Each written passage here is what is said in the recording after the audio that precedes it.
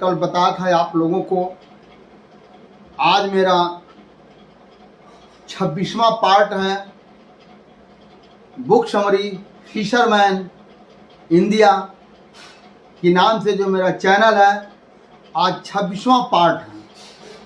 26वां part, जैसा कि मैंने कल आप लोगों को बताया था, 26वां पार्ट में भारत के अंदर चक्रवर्ती सम्राट राजा कौन कौन से लोग हुए और जो उस वंश के आज के डेट में लोगों को नीच और अछूत कहा जाता है, उस वंश के कभी चक्रवर्ती सम्राट राजा हुआ करते थे। तो आज मैं आप लोगों को तिथियों के अनुसार, उनका एक प्रमाणों के अनुसार, जो इंडिका बुक में लेख है, उन प्रमाणों के अनुसार मैं आप लोगों के सामने रखने जा रहा हूं। 3000 ईसा पूर्व से 184 ईसा पूर्व के बीच में कौन कौन से राजा हुए, किस किस समाज के हुए, कब कब हुए, ये मैं आप लोगों को आज मैं बताने जा रहा हूं। दोस्तों धन्यवाद, नमस्कार, जय हिंद, जय भारत। तो आज आप लोग बने रहिए। आज तो कम से कम आप लोग इस भारत के चक्रवर्ती सम्राट जो आपके समुदाय के, आपके पूर्वज में जो लोग राजा महाराजा पैदा हुए, उनका कौन से ईसा पूर्व में जन्म हुआ, ये आप जानते हुए भी आपको बताया जाएगा। और आप लोग यह एक काम अवश्य करिए कि अपने जान पहचान के सभी लोगों को आप जो है इस तिथि वृद्ध चक्रवर्ती सम्राट लोगों का जीवनी को शेयर करिए। दोस्तों मैं बहुत कुछ नहीं कहते हुए मैं आप लोगों के सामने आज जल्द से मैं उस पैटर्न पर आ रहा हूं। और आप लोगों से मेरा निवेदन है, अपने लिए नहीं, मेरे लिए नहीं, लेकिन तमाम भारतवर्ष के वासी के लिए, आप लोग इस वीडियो को, इस प्रमाण को आप लोग जितने लोगों तक जानते हैं उनके लोगों तक शेयर करिए, लाइक कर दीजिए, सब्सक्राइब कर दीजिए, इसको ऑल कर दीजिए, ताकि ऐसी जानकारी आने वाला समय पर आपको चक्रवर्ती सम्राट क्या, एक से एक सम्राट लोगों को मिलता रहे। इंडिका बुक के अनुसार ये मैं आप लोगों को आज मैं भारतीय इतिहास का कुछ महत्वपूर्ण तिथियां, भारतीय इतिहास का कुछ महत्वपूर्ण तिथियां 3000 ईसा पूर्व सिंध साम्राज्य का उदय होता है। 3000 ईसा पूर्व जो है सिंध साम्राज्य का उदय होता है। अगले 2500 सालों तक दुनिया की सर्वोत्तम सभ्यता के रूप में विकसित हुई। 2500 सालों तक दुनिया की पहली सभ्यता भारत के अंदर उत्पन्न हुई। यानी 3000 ईसा पूर्व दुनिया में सबसे पहले भारत के अंदर सभ्यता आई। अब आइए उसके बाद 200 साल बाद, उसके बाद 200 साल बाद क्या होता, पश्चिम छोर से ब्राह्मण समुदाय का भारत में आगमन होता है।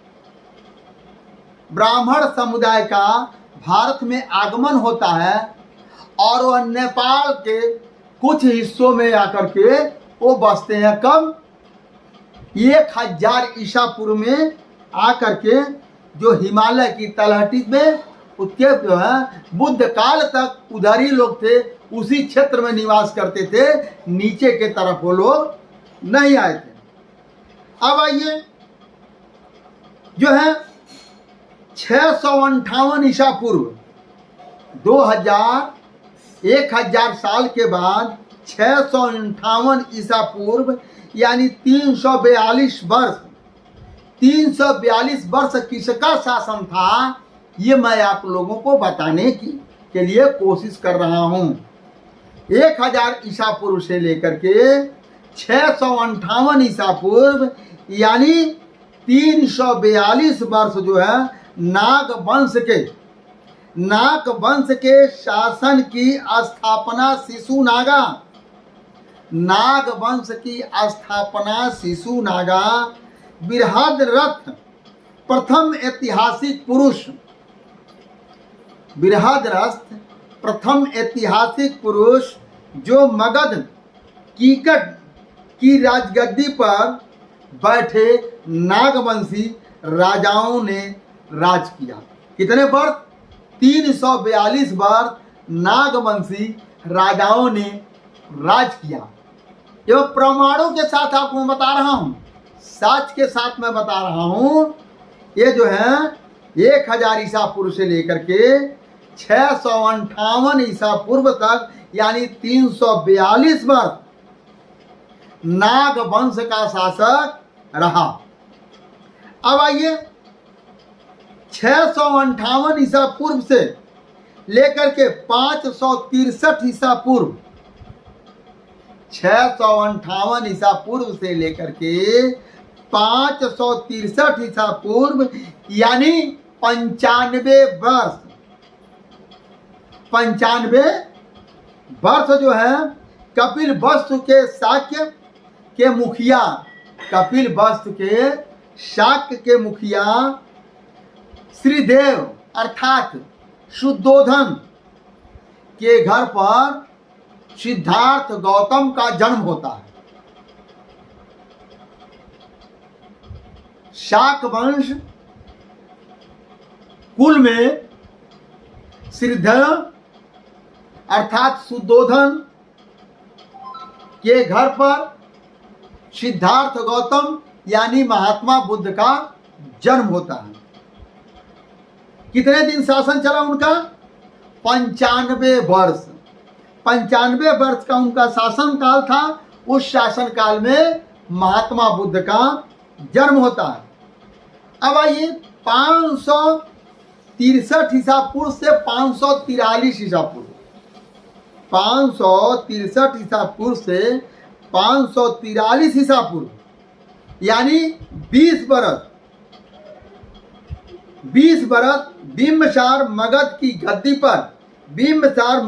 गद्दी पर बैठे और पहली बार नियमित निश्चित उन्होंने एक अपनी सेना बनाई। पहली बार दुनिया में पहली बार उन्होंने अपनी सेना बनाई और 20 साल तक उन्होंने जो है कि मगध की गद्दी पर राज किया। अब आइए 543 ईसा पूर्व से 540 ईसा पूर्व यानी 3 वर्ष में उस समय महावीर वर्धमान का जन्म होता है। और 20 साल के दायरे में महावीर वर्धमान का जन्म होता है। 540 से 542 ईसा पूर्व यानी 2 वर्ष, 540 से 542 ईसा पूर्व यानी 2 वर्ष मगध के नागवंशी राजा बिंबसार ने राजगद्दी राजगीर नगर की स्थापना किया। मगध के नागवंशी राजा बिंबसार ने राजगीर, जो बिहार में राजगीर है, उस शहर का उन्होंने 2 सालों के बीच में उन्होंने स्थापना किया, जो आज भी बिहार में राजगीर है। अब आइए हम 522 ईसा पूर्व, 540 से 522 ईसा पूर्व यानी 18 वर्ष के राजकाल में 540 ईसा पूर्व से लेकर के 522 ईसा पूर्व यानी 18 साल में ये जो मगध के नागवंशी राजा बिंबसार के राजगीर नगर की स्थापना का अवशेष के अनुसार, ये अवशेष मिलता है, ये प्रमाण मिलता है, उसके अनुसार हिरणाक्ष यानी हिरण्याकश्यप और हिरण्याक्ष 2 भाई थे। जो हिरण्यकश्यप के नाम पर आज हरदोई शहर बसा हुआ है। आज हिरण्यकश्यप के नाम से हरदोई शहर बसा हुआ है, जो कि कहा जाता पृथ्वी का पहला राजा हिरण्यकश्यप और हिरण्याक्ष हुए, जो राम के बहुत कई सौ साल पहले पृथ्वी पर ये राजा थे और बहुत ही धर्मिष्ठ राजा थे, धार्मिक राजा थे। आप जो है इसको नहीं विश्वास जिसको होता है, मैं अपने पास से एक भी बात नहीं कह रहा हूं, इसलिए मैं कह रहा राम से पहले पैदा हुए हैं। कौन पैदा हुए? हिरण्याक्ष, हिरण्यकश्यप, जिनके हिरण्यकश्यप के पुत्र प्रहलाद, प्रहलाद के पुत्र राजा बलि, राजा बलि के पुत्र बाणासुर इत्यादि लोग राम से पहले पैदा हुए।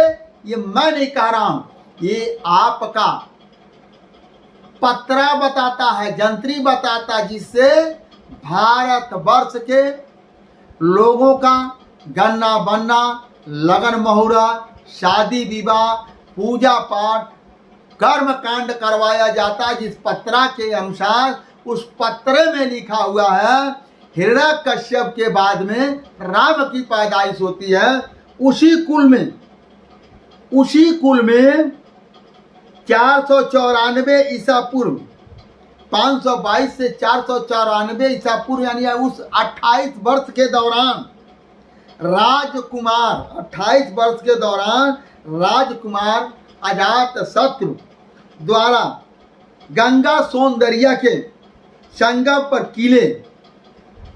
किले के रखवाली के लिए उन्होंने एक पुलिस चौकी का स्थापना किया।